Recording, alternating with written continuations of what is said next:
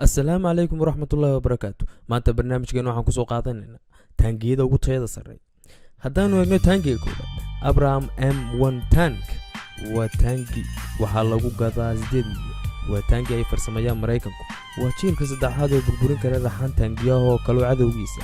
waana taangiga soo bandhigi kara dhoolatus culus marka lagu jiro goobta dagaalka. dhuunta saaran waa 105 mm way ka dhacaan 50 xabo. sidoo kale waxaa ku xidhan boobaha culus ee Browning M2 oo la mid ah qoriga dhishiikaha. sidoo kale wuxuu sitaa miino qiiq ah oo isku qarin karo marka uu cadowga arko. waxaana saaran 150 MX Stone engine ah. waxa uu leeyahay laser lagu arko xilliga madow ee habeenkii cadowga ku soo wajahan.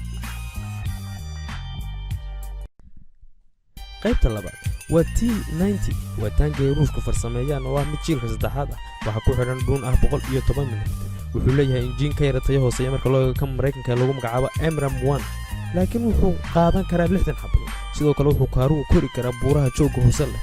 waxa lagu xiraa qori boobaha culus oo ah dhishiike, waxaana afka hore kaga xidhan qori BKM ah.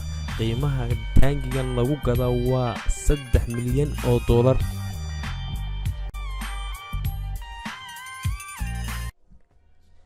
Challenger 2 waa taangi Ingiriisku ay farsameeyaan oo leh tayo fiican. waxa uu leeyahay raadaar lagu arki karo cadowga kugu soo wajahan. waa taangi jiilka saddexaad ah. wuxuu leeyahay dhuun 110 mm ah. waxa ku xiran qori boobaha culus oo ah MG3 oo babin kara cadowga soo wajahan. waxa uu sidoo kale wataa injiin u dhigma kan Mareykanka.